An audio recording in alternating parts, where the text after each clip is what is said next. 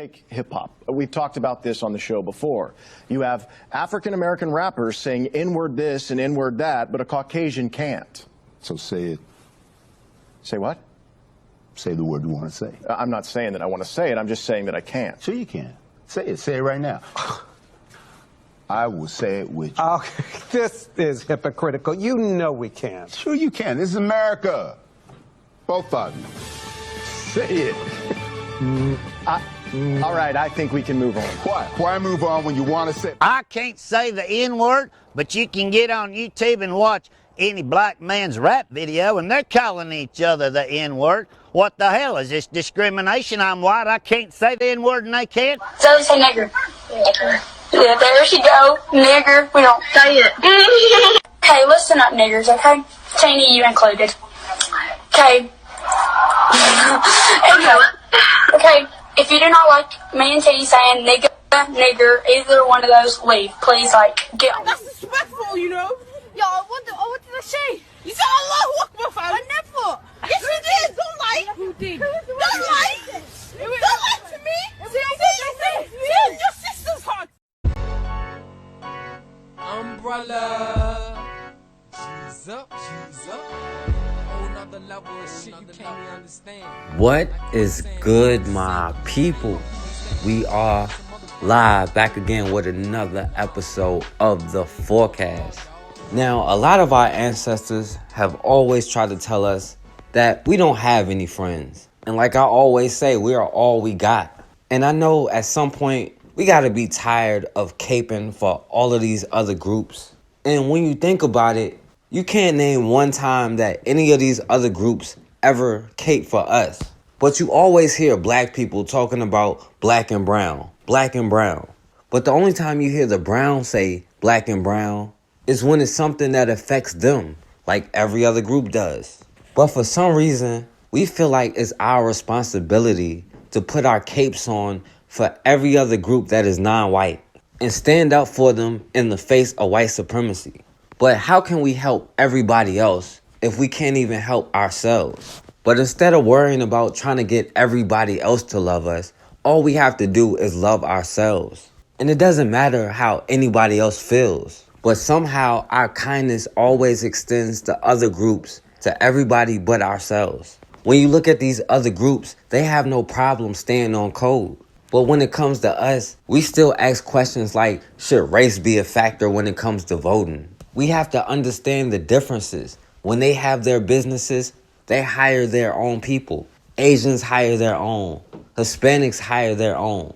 But when we hire our own, somehow we always find a problem with it. And instead of us identifying that as self-love, we identify that as hatred. But if black people are really as violent and hateful as they say we were, we wouldn't be in the situation in the first place. In fact, we would have other groups in the place that we are in. But the point is, we have to have confidence in ourselves. And when we understand our history and what we're capable of, then we won't have to keep talking about it. We will be rising to our potential. We have to understand we are the only group in America that has pulled ourselves up by our bootstraps. Every other group in America has been given handouts. And even though other groups have had their own individual policies, they have gotten funding specifically for them, there has never been anything specifically for black people. I mean, the civil rights movement was designed to get black people civil rights, but it got every other group civil rights except for us, including white women who benefited the most from the civil rights movement. But that's because we're so busy trying to be friends with everybody else, and we let everybody else hop on our coattails after we put in the blood, sweat, and tears. But then when we turn around and ask them for help, they're nowhere to be found. And no matter how many times the same cycle keep playing out, we're still always the first one right there defending everybody else. And then we make excuses for it. And this self-hatred has been beaten into us so deep. We make excuses that if we marry an Asian person or a Hispanic person and say, well, at least they're not white, as if their group has any more love for you. I remember at a job I had, no matter how cool we thought we were with the Latino co-workers, if one of my black co-workers even joked about hooking up with one of their girls, all the smiling and laughing stopped. Because they have the same views as the dominant society. They want to fit into white supremacy. They're never going to challenge it.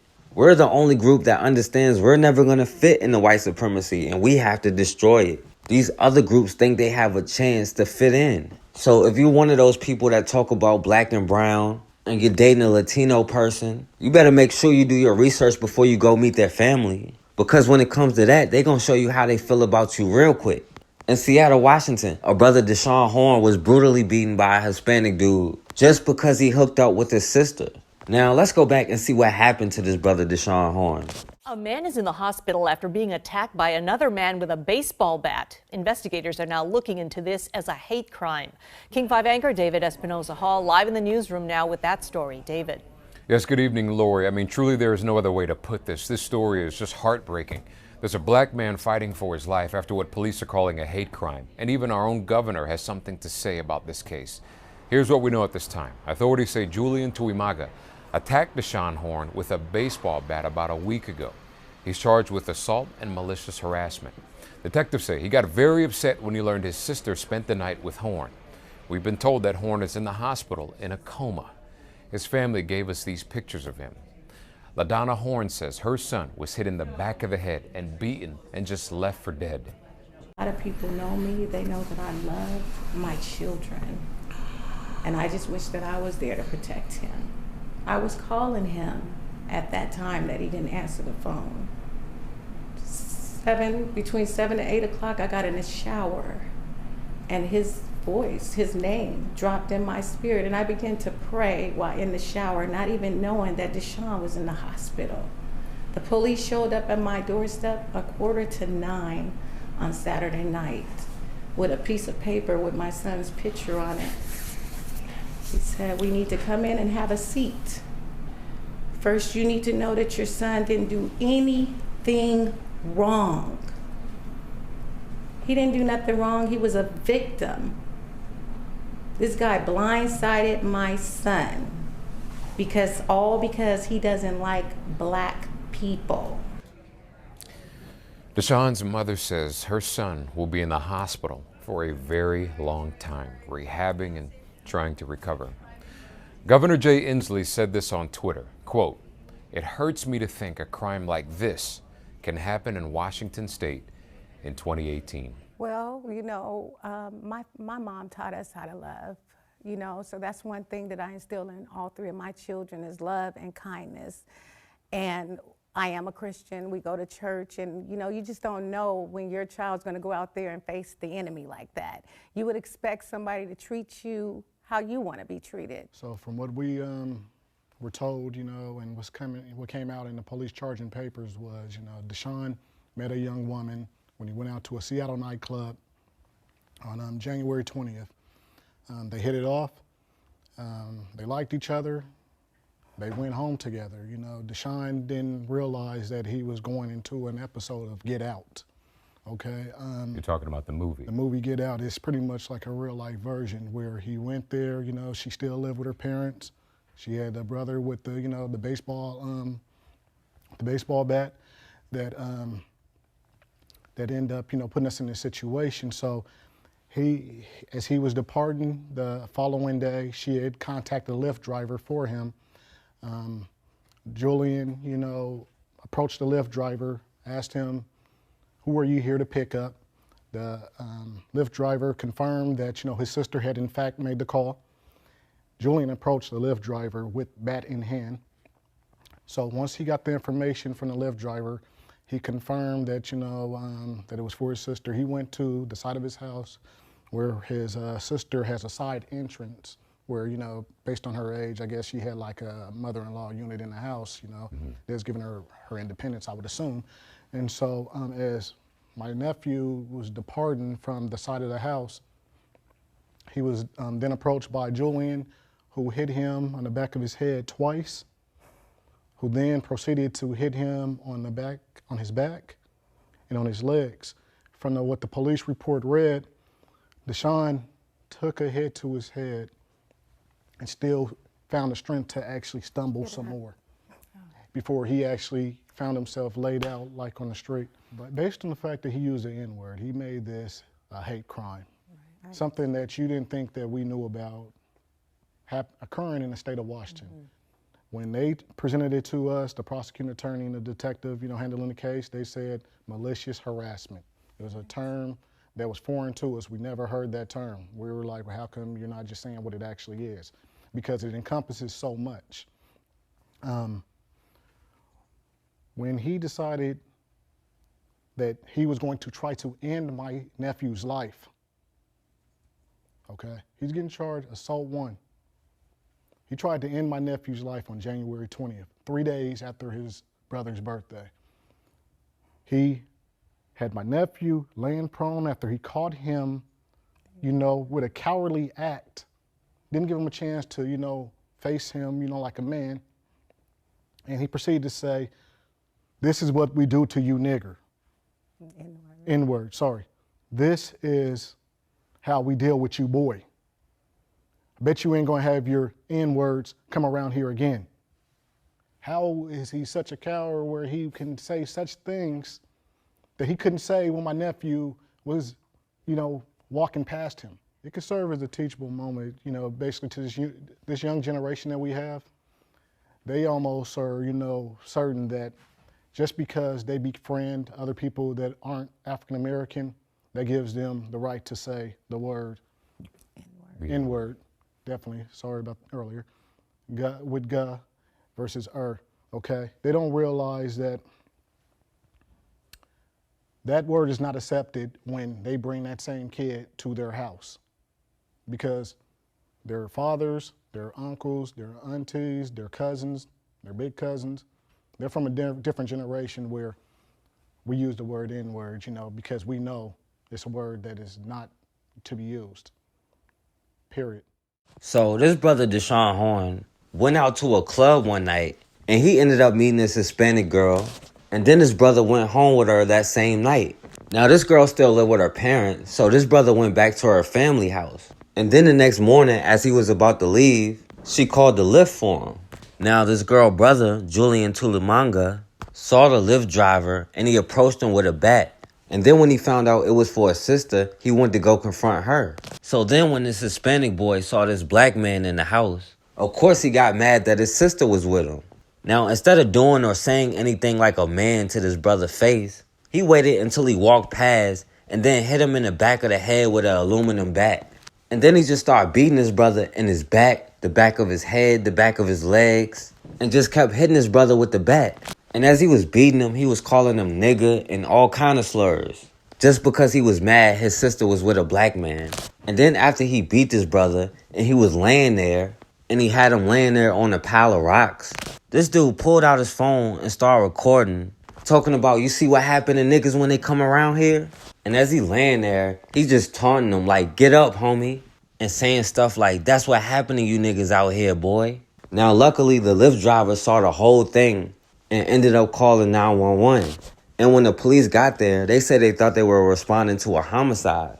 But luckily, the brother was still breathing. Now, this brother was in a coma for 6 weeks. He suffered a brain injury and had to have a piece of his skull removed. And this Hispanic dude was arrested and charged. But he ended up getting a plea deal where they didn't even charge him with a hate crime.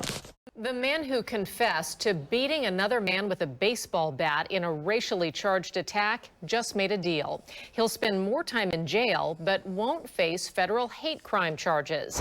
KOMO's Matt Markovich joins us live to explain why. Matt?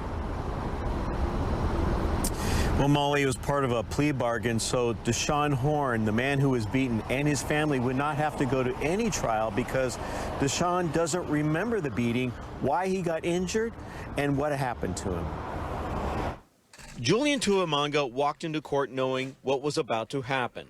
So did Dashawn Horne's mother, sitting in the audience.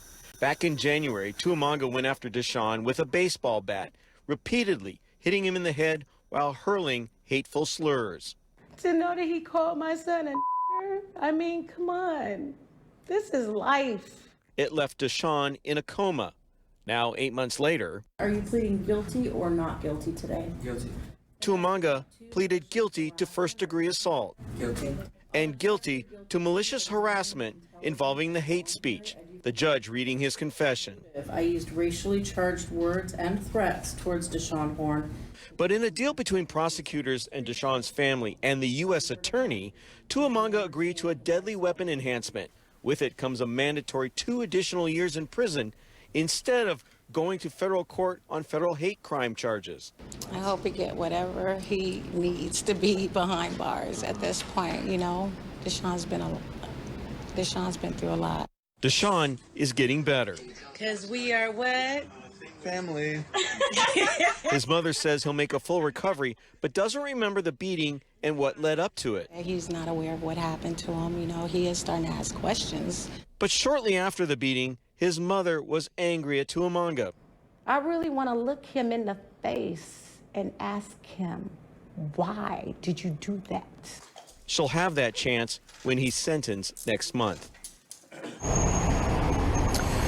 Now, with the extra 2 mandatory years in prison to avoid that federal court case, the prosecutor is asking for the maximum sentence in this plea deal of 160 months.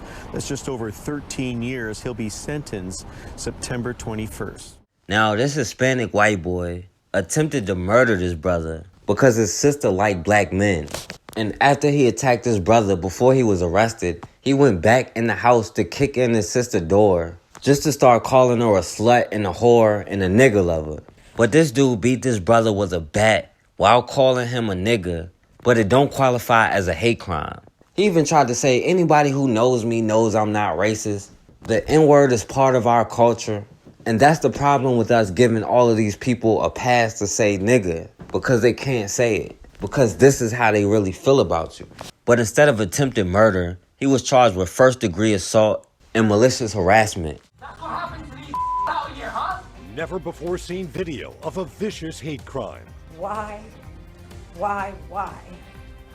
would you do this? And the victim's family faced his attacker in court. You have deprived him of being able to live free. His plea for forgiveness on his judgment day. The Auburn man was attacked with a baseball bat in January. Good evening, I'm Dave Wagner. I'm Monique Minglavin, and Cairo 7's Dee Dee Sun has been following this case since that attack. She was in the courtroom this afternoon during an emotional sentencing. Dee Dee.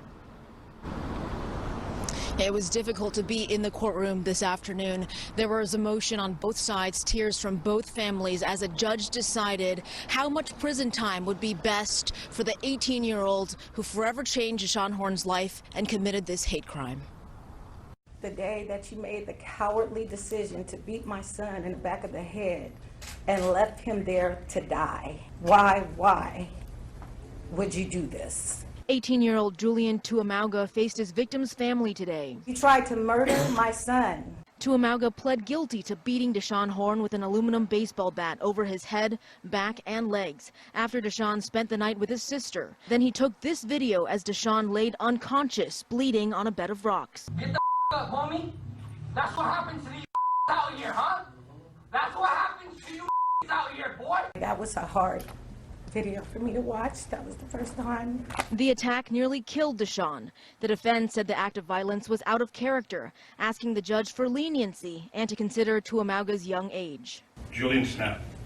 He was not in control of himself. But today, Judge Julia Garrett sentenced Tuimaaga to the maximum allowed from the plea deal, 13 years. I must balance that against the impact against Mr. Horne and the quote prison that he, through no fault of his own. I followed Dashawn's case, talking with his family after the attack. I try not to cry. When Dashawn finally woke up, and then his eyes start flickering, and they open slowly. And earlier this week. And now he's starting to remember the things he's done, like yesterday. Finally today, the Horne family found closure. I'd like to apologize to my victim, and especially his mom. This matter has been quite a long time in coming. A far cry from the images he captured after severely beating Dashawn Horne.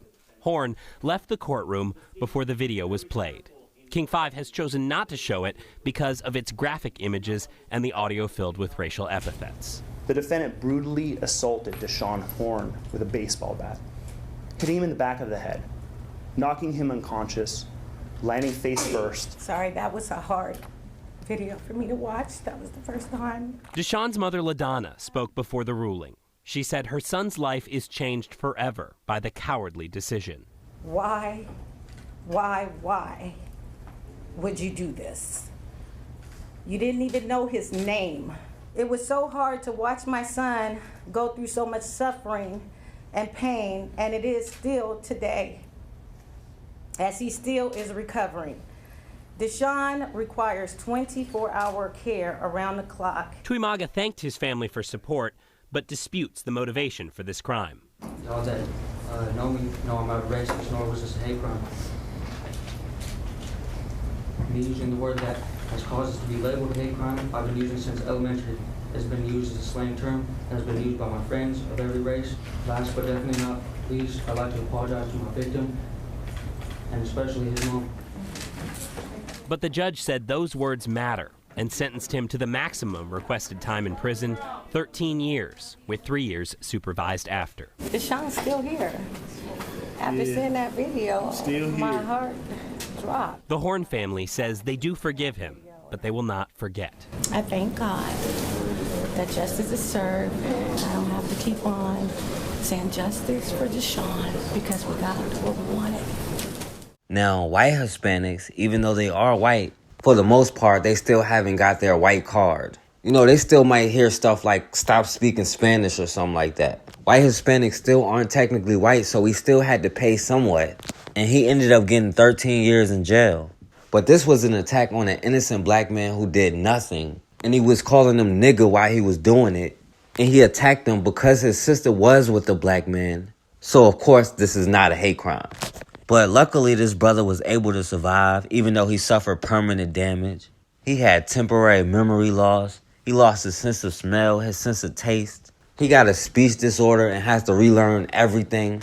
And he required 24-hour care, all because he went out to a club one night and hooked up with a Spanish girl and went home with her without doing his research. These people are not our friends. We have to be careful about putting ourselves in particular environments, especially when we're not able to protect ourselves like we need to be. We keep learning the hard way, but at some point we're going to understand that we are all we got. We don't have any friends. And as soon as we do understand that, then we'll be able to do what we have to do. The population of Africa is set to almost double by 2050, raising fears that progress in fighting poverty and disease will be reversed. So what can be done to ensure that poverty doesn't increase? And how can a disproportionately large youth population help drive progress? With me to discuss all of this and more is Bill Gates. Bill, are we at a turning point where regression is a real risk?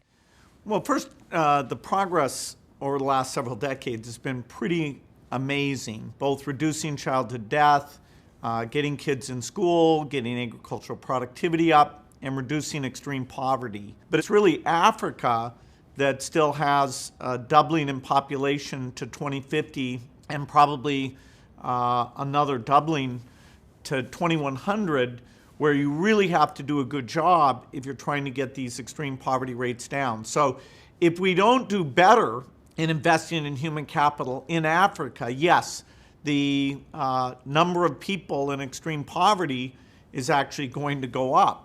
Should the solution, or should more solutions be focused on slowing that growth? So, for example, increasing reproductive rights for women or spreading the access to contraceptives, because it seems that, is it correct that no amount of investment can really keep pace with that population growth? What we do between now and 2050 with education, with economic growth, with health and nutrition, that'll really set the course for moderating the population growth between 2050 and 2100.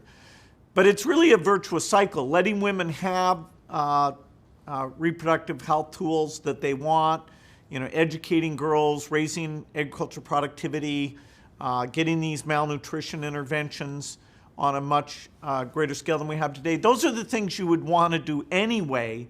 It turns out that by doing those well, you also set the population growth rate coming down quite a bit. And so it just makes it that much more imperative that we invest in the human capital now, and so that the challenge of what under any scenario will be fairly high population growth that you're able to benefit from all those young people making a big contribution to their country.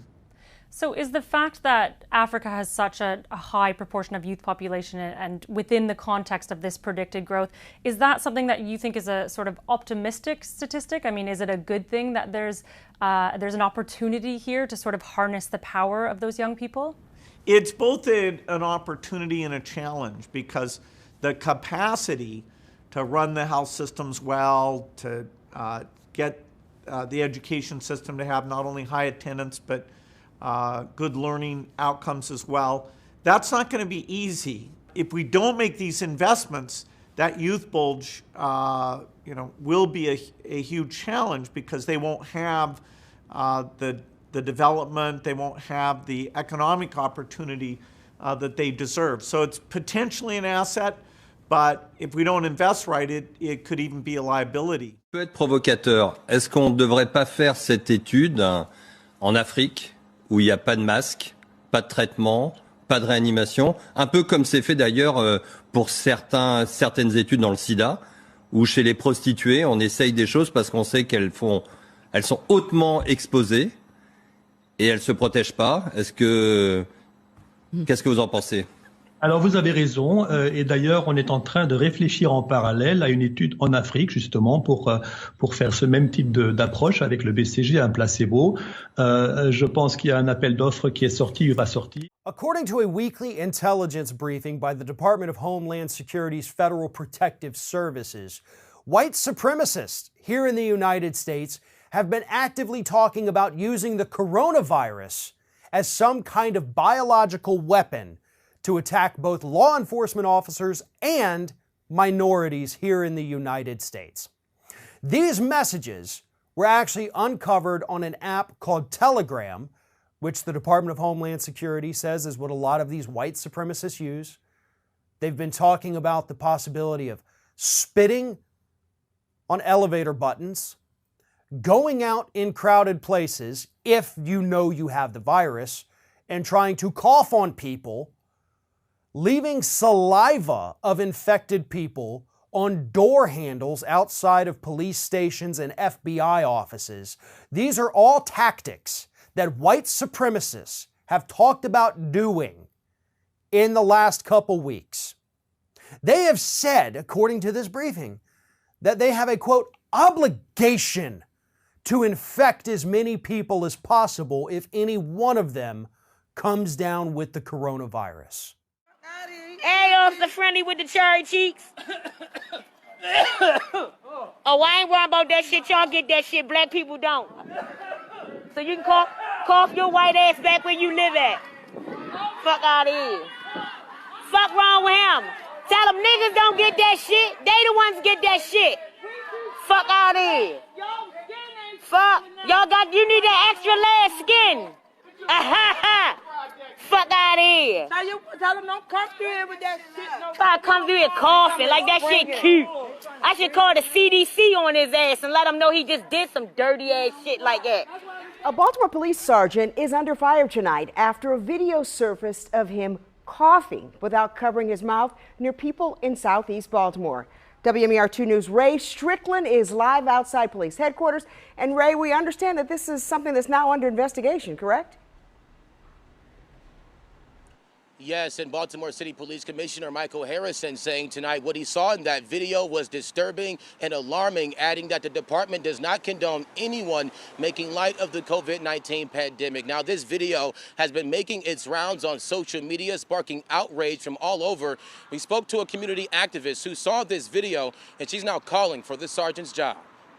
A Baltimore police sergeant under scrutiny tonight after he was seen in a video coughing near residents at the Perkins homes in southeast Baltimore. The video has been viewed hundreds of thousands of times on social media. Critics say it appears to show the sergeant making light of the COVID-19 pandemic by purposely coughing near neighbors in the public housing community without covering his mouth. The video sparking outrage. That is disgraceful. Baltimore community activist Nathaniel Jones is now calling for the officer's job. It says a lot about his character. It says that I don't care about nobody's life. Your lives do not matter. He needs to be fired on the spot. That is unacceptable. The Baltimore City Police Department confirms the sergeant is now under investigation. Police Commissioner Michael Harrison said in a statement, quote, "What we saw in the video is alarming because this pandemic is affecting lives not only nationally, worldwide, but right here in our own police department," end quote. The video also surfacing on the same day we learned 12 officers have tested positive for the coronavirus. I pray to God that he doesn't have it, because if he did, that's a deadly game that he's playing. He's playing Russian roulette with somebody's lives. And Council President Brandon Scott also sent us a statement saying that the virus is not a joke, calling the sergeant's behavior unacceptable. And while this sergeant is under investigation, I'm told police are going to review his body camera footage to try to get a complete picture of what happened. Public transportation.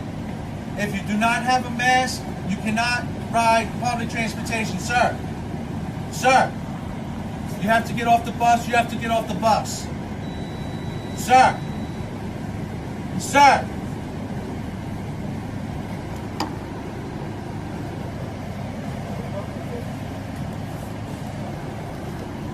Let's go.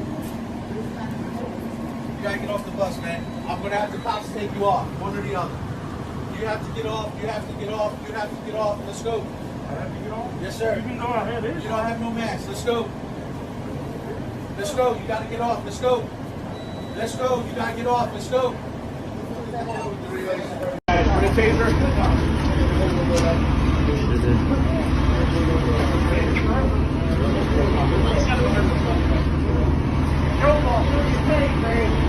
Let go, orange go.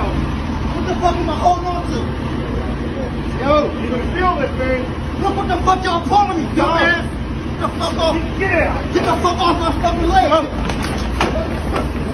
Right.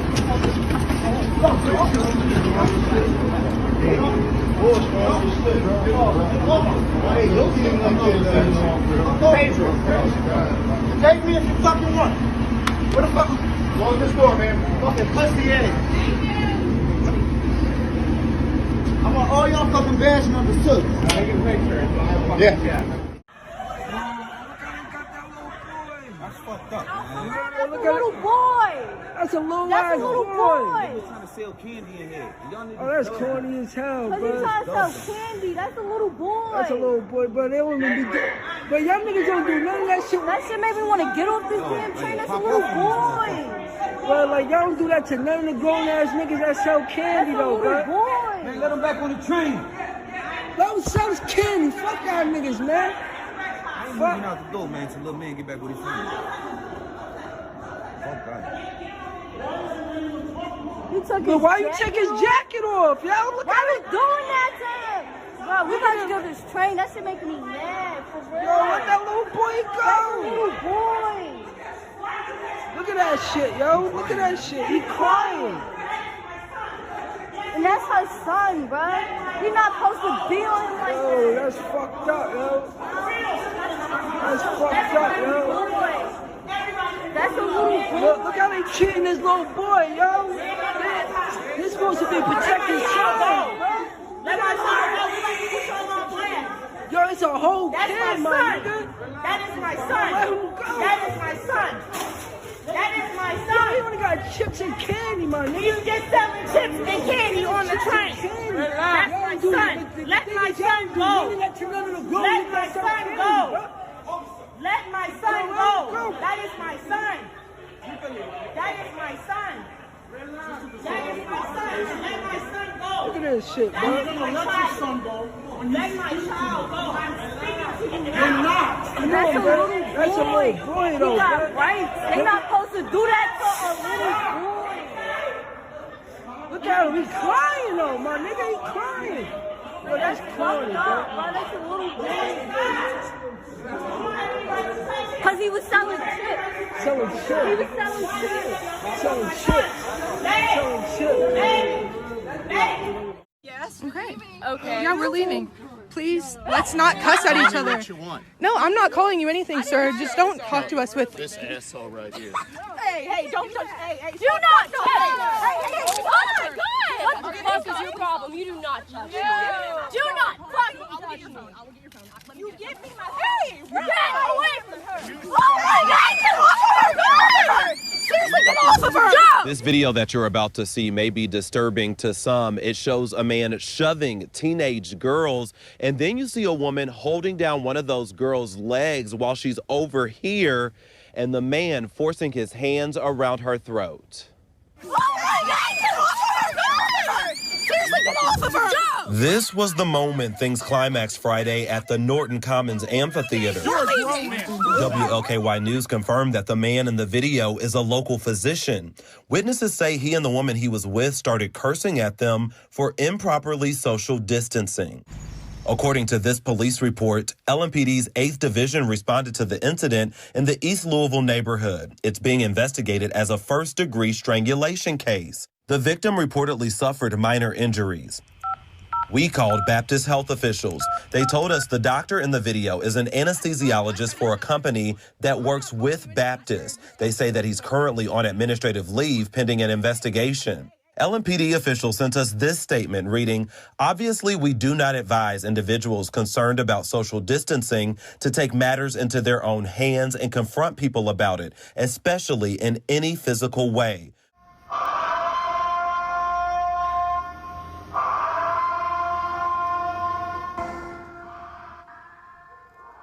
That siren, known by many from the movie The Purge, was not received well by some living in Crowley. Chris Walty spoke to the chief on his decision to sound the siren as a part of the city's curfew. Crowley Police Chief Jimmy Broussard says he's never seen The Purge, but he knows the sound to be an old military siren. Since the alert Thursday night, the department has received mixed messages about their curfew warning to residents. Ty Abshire was caught off guard when he heard the Purge siren echoing through the streets of Crowley around 9 o'clock Thursday night. It was just crazy. I knew they had the curfew, but nobody was expecting to hear that kind of siren. Police Chief Jimmy Broussard says his intent was never to scare anyone. As we examined it, we didn't want to go through with our regular sirens because we didn't want to create more havoc. And one of the officers who is military approached me and said, well, you know, Chief, there is an old military siren that was used. It was used in the movie Purge, but it's been used for many, many years. And after listening to it, I said, well, it's a more muffled tone. It, wouldn't create to me as much havoc. The department has since received more than 500 comments on Facebook questioning why they use the siren and why the curfew is being strictly enforced. It was to remind people that this is a very serious matter. It's a very serious disease. It's a very serious pandemic going on. I think part of the issue is people are not seeing, even if they look at the statistics, it's not real to them. Abshire says he understands the chief's intentions, but says people on Facebook are now going too far. A lot of posts on Facebook saying, oh, I know who I'm going to go kill tonight. Oh, it's your time. Oh, have it coming. Things like that. So I've just definitely thought a better siren could have been issued. Our purpose was to let people know, and if they know now, even through this, how dangerous this pandemic is, how dangerous this COVID-19 is, then okay, it was accomplished. Abshire hopes through all of this, people do see the good work first responders are doing to stop the spread of COVID-19. Thank y'all, and continue to do what y'all do and be heroes out on these streets. The chief says moving forward, he doesn't plan to use any sirens for a situation like this. Ask them if who in this building has been of help to her. She is trying to be simplistic. It may sound like she's talking down to people and being childlike, but she's actually the one person in the building that you shouldn't be going at, because she's the one person who cares. But you don't even listen to what she has to say. She cares. We've listened to what she said. No, you didn't. You haven't listened to us. So please. So we're carrying on now. If you want to do something, that's fine. You can We're carrying on. You can record it and do what you want to. And we are going to post this. Okay? Go back. Go back. No, I'll stand right here. Don't tell me to go back. This is not for you. This is for the residents. You don't tell me to go back. The residents of the... I want you to go back. I'll stand right here so I can get a clear view. Can we remove this? No, let's... Sit down. All right, let her finish. Right. Girls and gentlemen and ladies, we are going to have a little bit of fun here, okay? When I'm finished and you understand the 20 seconds, it will make a difference. I'm trying to make this into not a lecture. I don't want a lecture. I want to make this into a fun thing, okay? So let's start. Fully grown adults. Okay. So you being put told how to the sing. soap on your hands and you clean the tap. Each and every one of them loves you. You then switch off the tap. You then pour the water onto yourself. And when they have problems, they come individually so let's to do our house Source and of come and water. sit down and talk One, their problems I'll to start Shelley. when No I'll one start else 1 in and the 2 building. and sing happy birthday. So You give want her to a see how chance. long it takes? 20 Maybe seconds. you should also listen to what other people have to say. All right. 1 and 2 and come on, sing Social. 1 and 2 and happy birthday and 3 and 4 and what should I This say? is ridiculous. 5 and 6 and This is absolutely 7 insane. and 8 and 9 and 10 and 11 and 12 and 13 and 14 and 15. Quick question for you. You said that African Americans and Latinos should avoid alcohol, drugs, and tobacco. You also said do it for your abuela, do it for Big Mama and Pop Pop. There are some people already there are some people online that are already offended by that language and the idea that you're saying behaviors might be leading to these high death rates. Could you talk about whether or not could you have a response for people who might be offended by the language that you used? Well, I use that language because that's the language. I've been meeting with the NAACP, with the National Medical Association, with others. I actually talked with Derek Johnson multiple times this week, the head of the NAACP, and we need targeted outreach to the African American community, and I use the language that is used in my family. I have a Puerto Rican brother-in-law. I call my granddaddy granddaddy. I have relatives who call their grandparents Big Mama. So that was not meant to be offensive. That's the language that we use and that I use, and we need to continue to target our outreach to those communities. 12 dick eating and shit. Look at them acting all precious yours.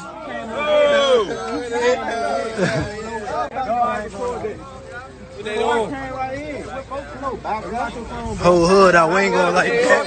Niggas is not going like that. Niggas is not going like that. Everybody. Yo, bitch ass out here. Bitch ass.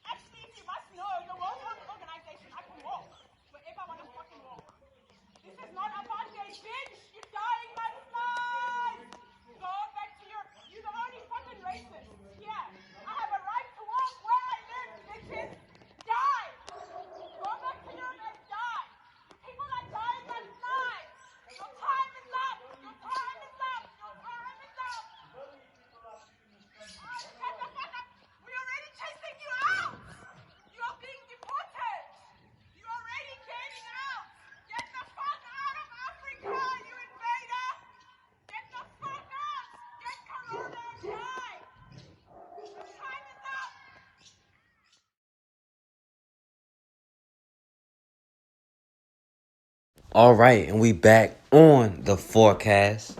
Now, we all understand how the justice system in America works, or we should understand how it works by now. And the American justice system is nothing but a way to reinstitute slavery. We understand about the 13th Amendment that says neither slavery nor involuntary servitude.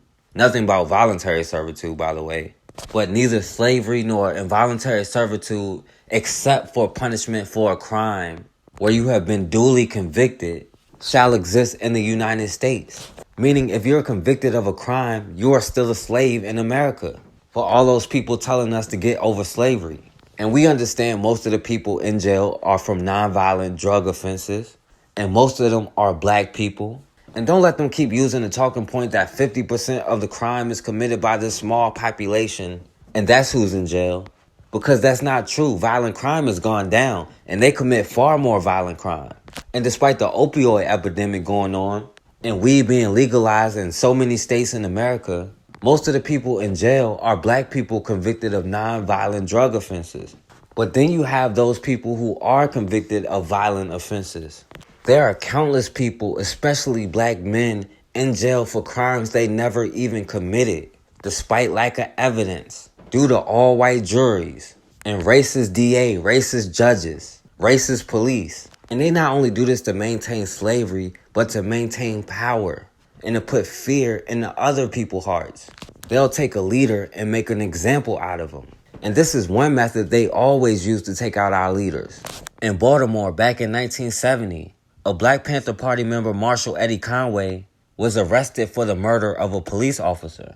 Now, Eddie Conway wasn't aware that some of the members were agents in the FBI and the COINTELPRO program were following them and keeping tabs on them. And they were specifically keeping tabs on him because he had the ability to organize the people. So then one night, 2 Baltimore cops ended up getting shot and one of them was killed. And the police ended up arresting 2 black men who were nearby just because they fit the description. And they were targeting the Black Panthers, and they claimed they were part of the organization, or at least new members in the organization. So not long after that, another white cop was chasing a black man on foot, and he claimed the black man fired several shots and was able to get away. Now, since the 2 black men that were arrested for the murder of the other cop was affiliated with the Black Panthers, the police started showing them photo lineups. Now, the police illegally put Eddie Conway's photo in every single lineup and pointed him out to make sure that the person picked him out.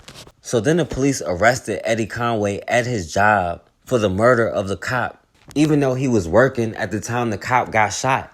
And his supervisor even vouched for him. And when he went to trial, his supervisor even went to testify for him to give him an alibi. But they never gave this brother a chance for a fair trial.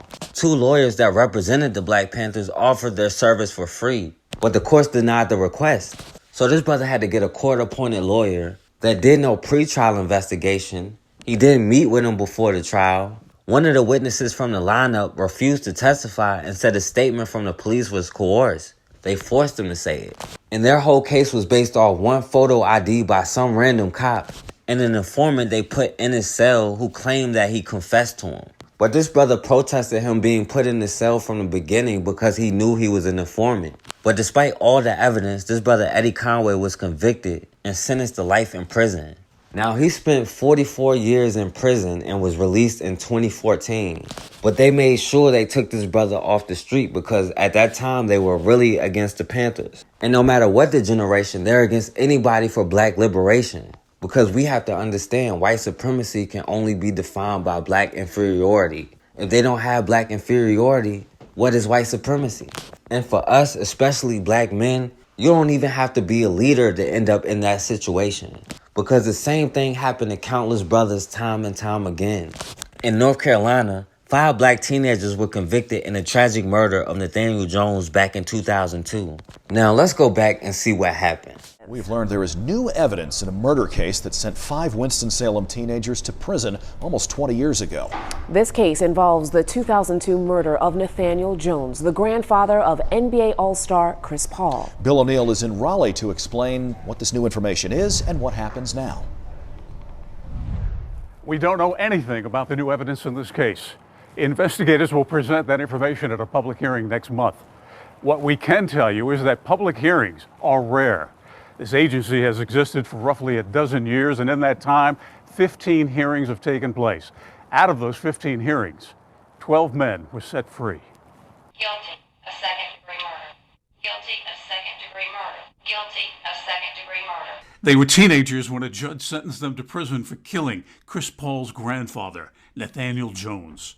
Rashawn Banner, Nathaniel CAUTHEN, Jamal Tolliver, Chris Bryant, and Darrell Brayboy. It's been a long 9 days, but, justice was served. Today, they're all in their early 30s, with the exception of Darrell Brayboy, who was stabbed to death last summer.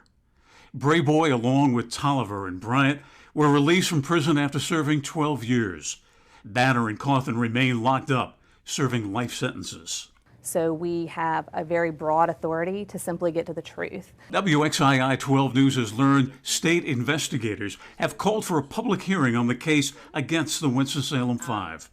They would not discuss the specific case, but explain how the North Carolina Innocence Inquiry Commission works.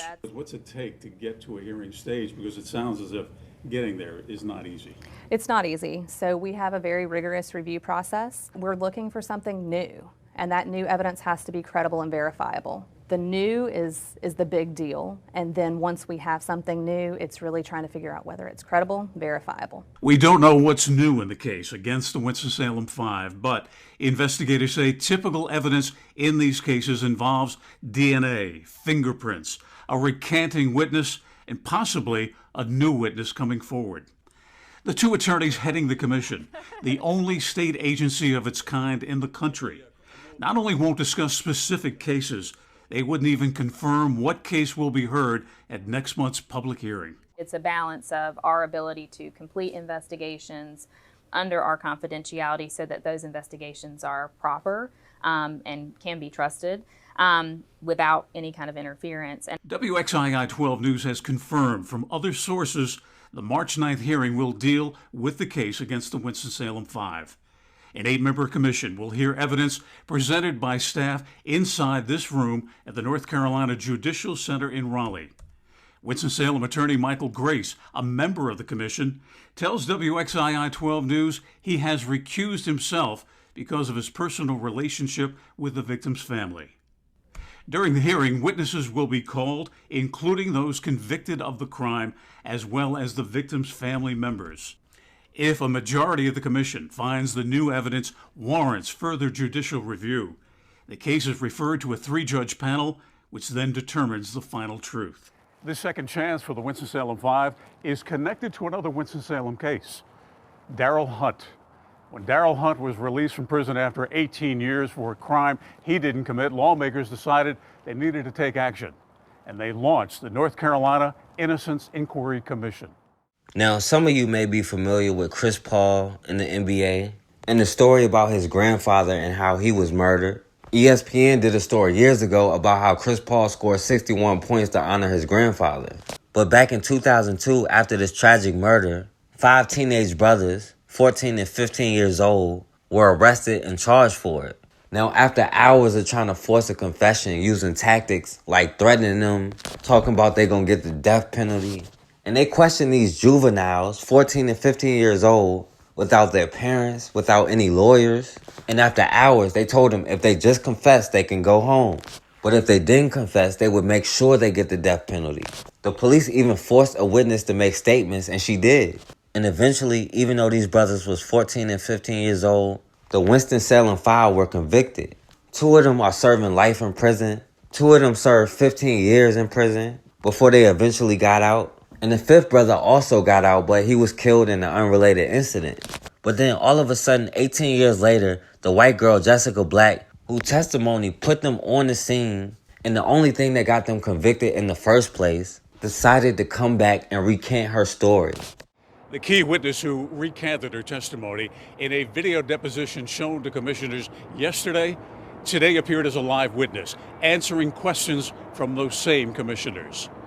Jessicah Black spent several hours testifying how Winston-Salem police threatened a 16-year-old with prison if she didn't tell them what they wanted to hear. When I went in there through that interrogation, when I first sat down with them, I told them the exact thing I just sat here and told y'all about where we went. Off get-go, I was told I was lying, and it was a constant beat me down over I'm lying. And how Forsyth County prosecutors provided her with a script telling her what to say during the trial. This is what you said, so go ahead and take us home with you. Prepare for what you're fixing to go through. And that's what I did. Black recanted her testimony, saying she never saw the murder of Nathaniel Jones. Commissioners asked her today why, after all these years, she's decided to come forward. What were you expecting to happen by coming forward and changing your story? That everything be set right the way it should be, and what happened in those rooms and stuff be known. Like what I mean, just that everything was set straight. Black was the only eyewitness to the murder. Her testimony helped convict 5 Winston-Salem teenagers, 2 of whom, Nathaniel CAUTHEN and Dashawn Banner, who remain in prison today. Commissioners asked Black what she would say to the families of the young men who went to prison, thanks in part to her false testimony. And I'm sorry that I gave false testimony. And I'm sorry that I'm just sorry. Thank you. One of the commissioners noted today that it was clear to him Jessicah Black had suffered a traumatic experience with this case and asked whether or not she had ever gotten professional help. Ms. Black answered when she was 19 or 20 years of age, she did get help. Now, back in 2002, this white girl, Jessicah Black, as the key witness, said she drove these brothers to a park near Nathaniel Jones' house, even though she only knew him for about a month or 2. So then in the story, she said she heard them planning to rob somebody. Then at the time of the murder, she was just sitting in the park, I guess just sitting there by herself, and she heard screams. But then all of a sudden, 18 years later, she came back and said it was all a lie. She said she drove them around that night and they were smoking weed and they were stopping at different places, but it was nowhere near the murder. And they didn't rob anybody. She said she did try to tell the police that night, but they kept trying to say she was lying and they threatened her with jail. And she said at 16, I was scared, so they forced her to lie and they give false testimony. And then they gave her the script and told her to practice exactly what to say. And then damn near 20 years later, after the fact, they talking about this white girl being traumatized and asking her has she seen a therapist or got help. Meanwhile, 2 of these brothers are still sitting in jail, and despite this new evidence, and the only thing that got them convicted was her story being recanted, they're still dragging their feet and taking as long as they can to get these brothers a new trial. Nearly 20 years later, the murder of Chris Paul's grandfather is coming back to Winston-Salem for a new trial. Earlier this evening, members of the North Carolina Innocence Inquiry Commission voted to give 4 men convicted of that 2002 murder a second chance to clear their names. Our Bill O'Neill has been covering this hearing all week and joins us now in Raleigh with new details.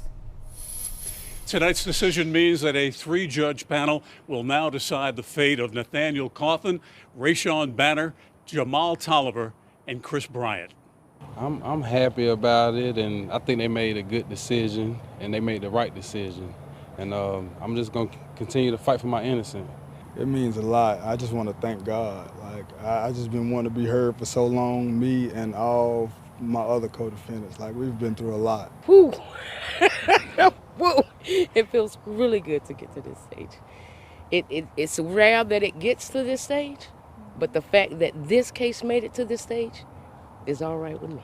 By a 5-3 vote, the commission finds sufficient evidence to merit a judicial review.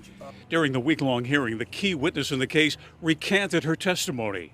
Today, each of the defendants, now all in their early 30s, testified how Winston-Salem detectives coerced confessions through threats, including threats of the death penalty.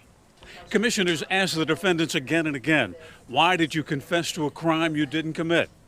Nathaniel CAUTHEN, one of the 2 men still in prison for the murder of Nathaniel Jones, responded to commissioners. This is after I've been crying. This is after I've been asked to go home. This is after the police had already threatened me several times. What you want me to do? I'm 15 years old. I can't read or write. I know no better. Only thing I know is my mama's at home. I don't know where I'm at. What you want me to say? Attorneys for the defendants say the case marks a victory for the fight against false confessions. False confessions are real. They really happen. It's very hard for people to believe, but it's a struggle. The fact that false confessions happens is something people find hard to believe, but the Central Park 5 and the Netflix When They See Us film certainly highlighted that. This is 2002, right? This is 2002 when you wouldn't think this kind of thing still would have been happening. The executive director of the Innocence Commission says that Forsyth County DA Jim O'Neill accused the commission of bias. Several commission members responded, saying that O'Neill's marks were highly offensive and ignorant. In Raleigh, I'm Bill O'Neill, WXII 12 News. Attorneys for the defendants say the trial before that 3-judge panel in Winston-Salem won't be happening anytime soon. It could take a year or more to get to that point. Now, we'll see what happens in this case, but there are thousands of cases, thousands of black people, thousands of black men who never get a chance to get even this close. And so many people, despite all the evidence and the sham trials, they'll never see their freedom. And even though it took this white girl 20 years to say something, most of the witnesses like her who was forced or not forced to testify, they'll take it to their grave before they ever say a word. Especially when they coerce young black men, black children, into confessing. They used to use a tactic called mock lynching to force confessions, where they gather up a mob and act like they're going to lynch the person until the person confesses to the crime. It's just that sometimes they actually hung the person before they confessed. And then if they did confess, they hung them anyway. The only difference is now they need us in jail cells so they can make money. That's how they keep their profit. That's how they keep us as slaves. They just didn't need jail cells back then. But this is why we need to build our own institution. Because there should be justice for Nathaniel Jones. But just putting anybody in jail isn't justice. All you've done is create another injustice. But they don't care because our lives are a dime a dozen and it's all the same to them. And it doesn't matter who you are or what you have. And we have to understand that. We have to be responsible for punishing our own. America isn't going to let North Korea punish American citizens, and we can't let outsiders punish our own. And it doesn't mean no justice. In fact, that's the only way we will get justice, is when we give it to ourselves. If you're a minority, you're a fucking piece of shit. You should get the fuck out of this country. That'd be cool. What else? White power, 1488. Shocking video tonight. This shows high school students laughing and joking as they dress up like the KKK and they mock lynchings. All of this happening at the Cristo Rey Atlanta Jesuit High School. CBS 46's Brittany Miller is live at the school where there is now an investigation. Brittany. That's right. I've also confirmed tonight that the students involved in that incident at this very school are now on indefinite suspension. In the meantime, the president confirming with me tonight that this behavior will not be tolerated. These exclusive videos are hard to watch and even harder to stomach. Posted to social media, they show a group of Atlanta high school students in a boys' bathroom pretending to lynch another student. I was extremely disappointed and saddened by the whole thing. The caption on one video reads KKK, their heads covered in white tissue with holes around the eyes. Then you see a black student with tissue wrapped around his neck, tied to the bathroom stall like a rope. At one point, he lifts himself up and hangs his head to the side. I get it. There are teenagers, but this shouldn't be tolerated. These students attend Cristo Rey Atlanta Jesuit High School, which is 56% Latino and 40% African American, according to staff. Very shocking and disheartening to be able to know that somebody I sit next to in class, somebody who I present my projects with, somebody who I talk to on a daily basis at lunch, the fact that you feel this way towards me. Students say faculty held an assembly to talk about the issue and later had a meeting with parents. I do know the school seems to be taking it very, very seriously. Many students telling me they're worried conversations aren't enough to prevent the discrimination they face every day. I think that the racial discrimination that plays a part in this world definitely made its way into Cristo Rey. And you see that in the video, and we see that walking up and down the stairs every day. And so the big question right now, what's being done to make sure this does not happen again? The president telling me and admitting to me really that they do need more cultural sensitivity training, also telling me that they're now working with the National Center for Civil and Human Rights to develop a program. A series of videos showing up on Snapchat and viewed by phone. A case opens to reveal a rifle. A white student yells a profanity against a classmate while wearing a noose. Then a handgun is fired. We edited the video to protect the identities of both the potential victim and student under investigation. It's hard to hear what the student on camera says, but he addresses Tanya Porter's son by name. Day I heard, "You must die." I knew I had to do something because that was a threat. And then with the noose and the gun, it all just tied together. Both students are upperclassmen at Modesto Central Catholic High. The news. Porter says she first reported the video to the district at the end of March, then showed it to administrators Monday. I waited all day yesterday for a response. I waited all day today for a response. So I did what I needed to do to protect my son. Tuesday, she went to Modesto police. Detectives are now investigating the video as a hate crime. If we think it has something to do with a hate crime, we're going to investigate it as such, and there really is no gray area for us. We're going to make sure we investigate it to the fullest. In a statement to KCRA 3 News, the school's president writes, "We have received what we believe is a copy of the video and are currently investigating the facts related to it. Our students and families are our top priority, and I can assure you we will take whatever steps we deem necessary to continue to ensure their safety." However, Porter says the student in the video is still in school undisciplined. We cannot ignore the warning signs. This is a warning sign. So if he does this, who's not to say he will bring a gun to school? She isn't sure whether the video was meant as a joke or not, but says she's not willing to risk finding out. Because if I ignore it, somebody may get hurt. It may be my son, it may be other students on campus there. Dressed as KKK members, armed with torches, terrorizing trick-or-treaters. We have the photo you have to see. Tonight, an Oklahoma mayor saying sorry for what her husband and his friends did. This all happened in La Homa, that's near Enid. KOCO's Mecca Rain just returned from there. Mecca? Paul and Jess, I had a long conversation with the mayor. She cried and said she is truly sorry for what her husband and 3 other men did last night. Happened on my property. You know, I don't know what else to say other than I'm sorry to the community and I'm sorry to the public.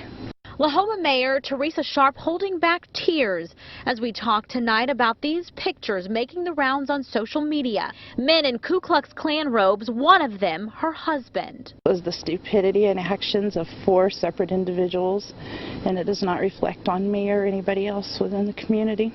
Sharp's husband Kerry told us the Hoods, Cross, and Bonfire all for Halloween. A cousin of mine come up with the idea of dressing up, you know, like KKK members. And so we took a couple of sheets and cut holes in them and wore sheets, and very, very poor decision.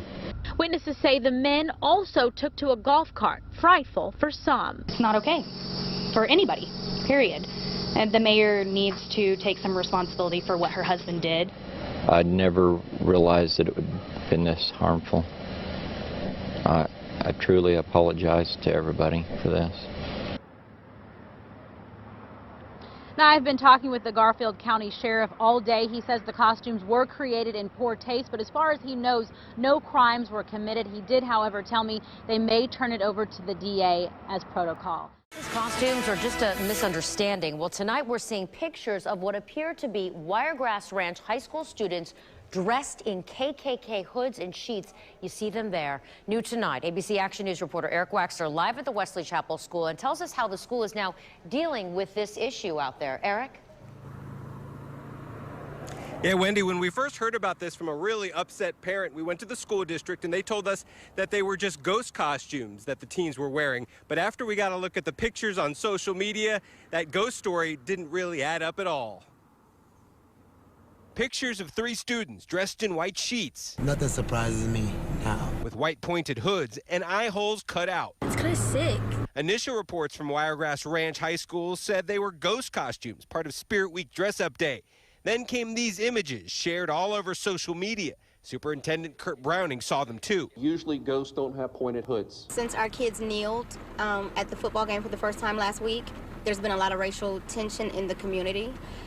Never would I've expected that students or even families would have taken it as far as wearing Ku Klux Klan paraphernalia to the school. But it turns out that under those sheets are 3 minority students. The school district says 2 are Hispanic and 1 Middle Eastern. The last thing we need to do is have any student dressed up, regardless of race, dressed up in that type of costume. Along with the 3 students in sheets, another wore a Confederate flag as a cape. He was asked to take it off and was not disciplined. Wiregrass assistant football coach Brandon Tanner says it's important to address racial issues head on. This is not something that should be representative of the school. You know, I live in this neighborhood. You know, I don't deal with that kind of, bigotry where I live. The district won't say how the 3 students in those KKK outfits are being punished, but they say it could include up to a 10-day out-of-school suspension. Live in Wesley Chapel, Eric Waxler, ABC Action News. Eric, thank you. And all this comes a day after people in 2 other Pasco County neighborhoods telling us they found KKK flyers on their doorsteps. As we told you last night at 11, the papers left in Port Richey and Hudson appear to be an attempt to recruit new members to local KKK chapters. We turn now to a follow-up to that investigation into racist posts targeting African-American middle school students in Raleigh County. Those posts are directed at some students who attend Independence Middle School. One victim tells WBVA the author of the post is another student at the school. The Raleigh County Sheriff's Office launched an investigation into this incident after the offensive posts were brought to light last week. 8th grader Jamarian Henderson says he'd accept the apology of the person who went on Instagram and called him the N-word and said that he belongs in a cotton field, but he can't speak for the other victims. I'm not the only student. She talked a lot about one of my best friends. WVVA obtained this screenshot you're seeing here of yet another one of those posts made on an Instagram group called IMS Gossip. It was directed at a female student. The author uses the N-word again, and in that post claims that blacks are spreading in Indy, adding that they need to stay out of the community and should go back to, quote, the ghetto where they came from. It ends by citing it's Black History Month and adds, where's White History Month? Raleigh County School Superintendent David Price confirms that Sheriff's Department resource officer investigating these racist posts. He says right now it does not appear that they were made on school property or by using a school device. He adds, there is zero tolerance policy in place for cyberbullying in Raleigh County schools, and there have been no reports of fights or any disruptions of any kind at Independence Middle School related to the posts. He adds, it's a real shame because the bad behavior of the person responsible is not a true reflection of the school or the community, and there are a lot of great students and great people there. Well, a day of celebration overshadowed by a senior prank gone terribly wrong. Yeah, graffiti greeted students arriving at Glenelg High School this morning. 4 students were detained by police. WMAR 2 News' Mallory Safaste tells us how school administrators dealt with this today. Yeah, Jamie Kelly, this wasn't just graffiti. What happened at the school is being investigated as a hate crime. Howard County Schools Interim Superintendent Dr. Michael Martirano saying today that in his more than 30 years as an educator, he's never seen this amount of graffiti at one school. And he is sending a strong message to the perpetrators and anyone else that perceives the spray paint as harmless. The culprits covered nearly every surface. Sidewalks, trash cans, bricks, outbuildings, everything that possibly could be available with spray paint, etc. Racial epithets, bias-related, anti-Semitic, things that were directed at the principal of the high school. No group seemed to be spared from this piece. In the eyes of the superintendent, this hateful expression crossed a line. He sees the slur aimed at the school's principal as an attack. We have an African-American principal at the school who was a target of this, which then, in my estimation, rises to the level of a hate crime. We will not tolerate this in Howard County or in the Howard County public school system. Howard County Police charged 4 students, all 18 years old, with hate crimes. The teens were seen on surveillance video spray painting the school that staff worked quickly to clean. 18-year-old Matthew Lipp in front and 18-year-old Tyler Curtis left Howard County's courthouse in handcuffs, headed for jail. Their punishment very similar to Joshua Schaefer's, seen on the left, and Seth Taylor's, who were sentenced earlier. All were seniors at the school and preparing to graduate. They say it started as a drunken prank. In court, Lipp and Curtis called it a stupid act and say they are not racist. They apologized to the community and the school, and David Burton, the school's principal. It was devastating for all of us. A lot of fear and uncertainty and angst because of this incident. The defense believes the hate crime charges were excessive for a case of vandalism. In my view, it was a very heavy-handed approach to charge this hate crime. It could have been charged as malicious destruction of property, or it could have been charged as defacement of school property. Because of their age and no criminal records, the judge reduced their prison sentences to time in county jail and community service. Joshua Schaefer will serve 18 weekends. Seth Taylor received 9 weekends.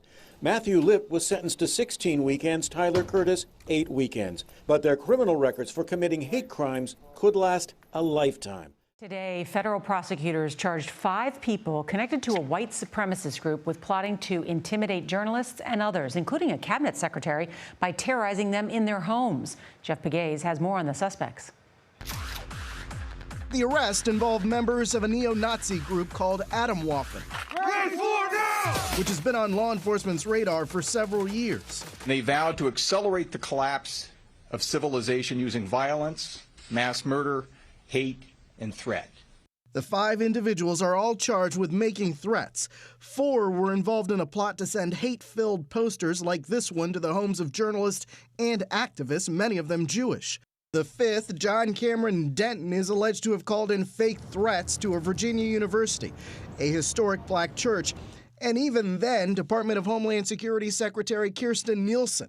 Earlier this month, FBI Director Christopher Wray elevated racially motivated violent extremism to a national threat priority. Not only is the terror threat diverse, it's unrelenting. According to the Anti-Defamation League, domestic extremists were responsible for at least 42 deaths last year alone, and 90% of those were linked to right-wing extremists. The violence associated with these groups has surpassed the violence associated with groups that we deem international terrorism groups here in the United States.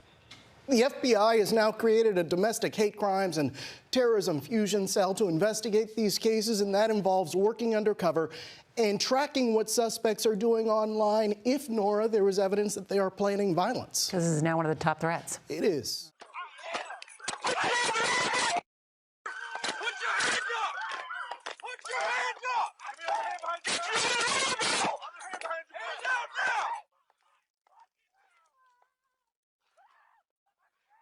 RPD announced today that Officer Drew Rao is on unpaid leave after Internal Affairs reviewed this video. You can see Rao repeatedly punching a man and cursing during this March traffic stop. Rao joined the department 2 years ago. Now he could be fired after a hearing in front of the city's Labor Relations Board. No date has been set for that yet. New tonight, 24-Hour News 8's Marvis Herring spoke one-on-one with the Kent County Commissioner, who says whatever happens from here will have a major impact on police-community relations. Marley and Brian, good evening. A neighbor recorded that March 17th incident to social media, and within hours, thousands of people had seen it. Tonight, Commissioner Robert S. Womack says even more eyes are on the Grand Rapids Police Department. He hopes they make the right decision. For him, that's firing Officer Drew Rao. Hands behind your back, I'm gonna hit you again. Haze me again.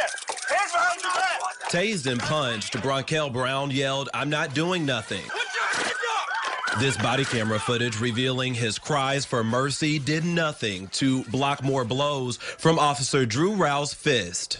I just was shocked that there were still some people in denial that this happens in our neighborhoods. We were there today as Kent County Commissioner Robert S. Womack read GRPD's news inside his Grand Rapids radio station. GRPD admits Rao violated several policies. The Kent County prosecutor reviewed the case and chose not to file any charges. The prosecutor did not charge the police officer for hitting this man over 21 times while he's being held down. But I guarantee this young man is probably going to be prosecuted for being afraid to get out of the car. It's a case he's close to. He was even there the night Brown bonded out of the Kent County jail. We were too. My body is sore right now, like my whole body is sore. Brown spoke exclusively with News 8, telling us he wasn't angry, but the police officer was wrong. Commissioner Womack agrees. So I believe in our police. I'm not anti-police, I'm just anti-bad cops. He's a bad cop. He needs to be fired immediately. Rao pulled Brown over in this driveway on California Street near National on March 17th. When Brown didn't get out as instructed, the officer broke his window and pulled him out. Before long, there was pepper spray, tasers,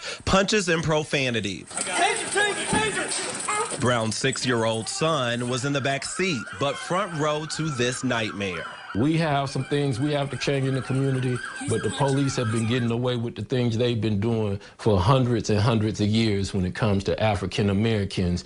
And this is the generation that's standing up saying they're not going to take it no more, and they're armed with a very valuable tool, that cell phone. This is a true test for GRPD, a true test for the city of Grand Rapids, Michigan. I hope he is fired and that justice is served. And Commissioner Robert Womack says there is an opportunity for a learning opportunity here for the community about complying with police officers and then later filing a complaint. He does say that Brown was also the subject of some physical activity with Grand Rapids police officers last summer. That may have played a role in why he didn't get out of the car. Brown does still face a felony charge of resisting and obstructing.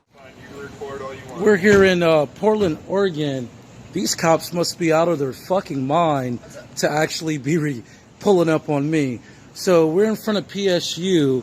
I don't even know what these cops want. So you better have a good explanation to why you're approaching me. They had a robbery like 2 blocks that way. So don't approach me. I didn't rob anyone. I'm coming from the college. I'm on heightened alert, and you are being recorded. Okay. Why are you talking to me? I am the legal guy. So I don't match the description of any robbery. I'm not showing you ID, and call your sergeant. I'm waiting on the train. I know my constitutional rights. Do not take another step forward, okay? You're being recorded because you guys are definitely racist. I don't fit a description of anyone. I've been here waiting on a train. So call your sergeant. We're live in Portland, Oregon. More with this racist bullshit. So everyone's being recorded now. You rolled up on me. So call your sergeant. I don't match the description of anything. And robbery from where? Because I'm coming from the college. I have alibis and multiple witnesses that says I was in PSU. I'm an affiliate of the college. So you better have a good fucking explanation to why you're approaching me. And I match the description of a robbery suspect is not fucking good enough. I don't like fucking racist cops, so you better make it good, because it's going to be a lawsuit in the city. I was at Miller Library. Yeah, go check. And for wasting my fucking time, I'm going to sue you.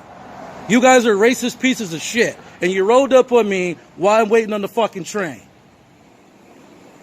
Like I said, you better make it good, and you better stay right there. Put your fucking hands where I can see them. I don't trust you racist pigs. No, it's not okay. No, don't ride on. These guys are racist. They said I matched the description of a robbery suspect. And I'm coming from the college. They're with the Portland Police Department. They rolled up on me, and good thing I'm quick at the draw with the phone. They literally said I matched a robbery suspect. This is the fucking game that these cops have been trained to do. When they see a black person in an area that they don't think the black person is supposed to be in. So no sirens, no loud sirens or anything. This guy has his lights on, but this is the car that approached me with its lights off. Is your sergeant coming? No, I'm just looking you over. Because you're not wearing jeans or sweatpants. Dark jacket, beanie. Yeah. Whenever we get some of these, we try to identify anybody who's in the right clothing description. This guy's wearing a mask, so we don't know race, we don't know anything like that. But you're try to tell it to the YouTube channel. That shit's not going to fly. No, so you just approach black people, No, hop out your car, for what reason? Not black people, people who match the description. So if the robbery suspect was white, yeah. I'm clearly not fucking white. So no, you're looking for black people. No, we're looking for anyone who's matching the description. You don't know what race he is, man. So you're trying to tell me that you got a call. Yes. I want to get this fucking right. Go for it. That you got a call of a robbery suspect, but no fucking color of the robbery suspect. Guy was wearing a mask. A mask? Do I have a fucking mask? It could be in your bag. Sure. So my mask could be in my bag. Sure. Yep. Or you could have ditched it. I could have ditched the mask. Well, I should say the robbery suspect could have ditched it. Really? Yes. You know what I think? I think you're fucking full of shit. And I think the whole city of racist is I think Portland's racist. The whole city of Portland is fucking racist. And you cops are pathetic, bro. Because if I wouldn't have been fucking recording you, you would have jumped all over me, right? No, we would have asked your name. And I would have declined because it's not a crime that I committed. And then we would have continued on looking for more people. I doubt it. Be on your way, man. You guys are fucking pathetic, man. Right, this is for the black thing that started on me earlier, so if you're not her, keep scrolling. Now, I feel like this needs to be said, because you've said what you want to say to me, so I'm going to say it to you now, it's your turn. You've got some cheek talking about me when you're wearing clothes like this. You look like you're wearing your father's jeans. That's if you have a father, because he's probably still at the shop getting milk. The state of your hair, serious. Sort it out. You look like you've been dragged through a bush backwards, love. And you've got the audacity to say stuff about me and a TikTok that I posted. Saying, oh, you don't know what colour you are. I know what colour I am, and I prefer to be this colour than yours. And at least with my fake tan, that colour washes off, but your colour ain't coming off. So get back to the cotton fields and go make me another t-shirt.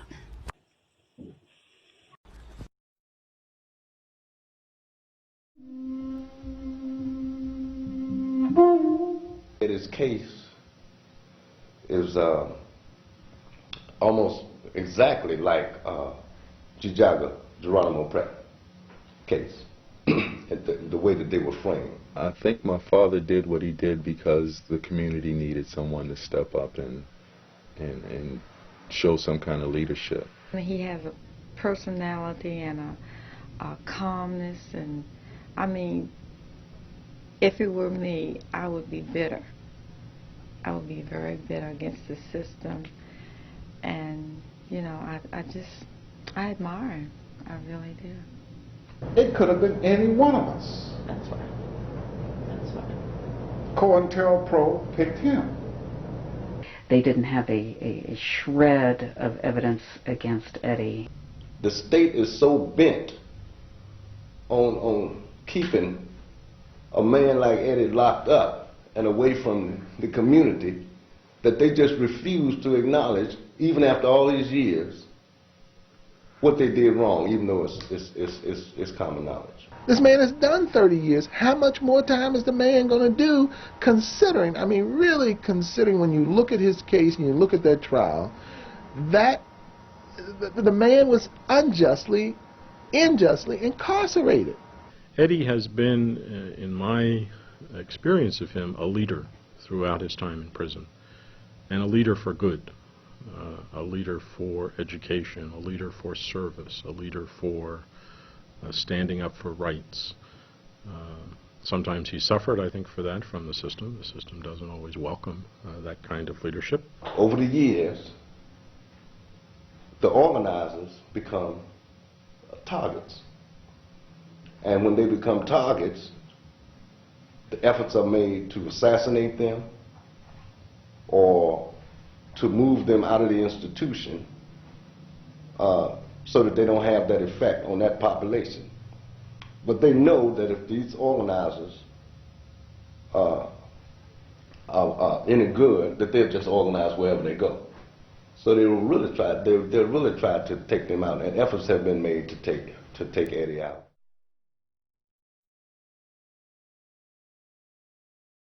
All right, and we back on the forecast.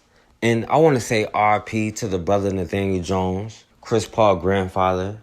And luckily, the brother Dashawn Horne is alive and able to tell his story, even though his life was altered permanently. But at some point, we have to realize we are all we got. We don't have any friends. We can't depend on anybody else. Nobody's going to be there for us but us. And we can't wait on anybody to give us justice. If somebody gives you justice, they can take it away whenever they want to. At the end of the day, the power is in our hands. And everybody else understands that. That's why they're so quick to conspire against us. But it doesn't matter because we are all we need and we are all we got. But we have to get over this illusion of inclusion. And we have to take off our capes unless it's for ourselves. There is no black in anything coalition. Because until we have self-love, we can't seek love from others. Because believe me, they have no love for us. Now, don't forget to like, share, and subscribe. And as always, man, we have got to start standing for something. Or we're going to keep falling for anything.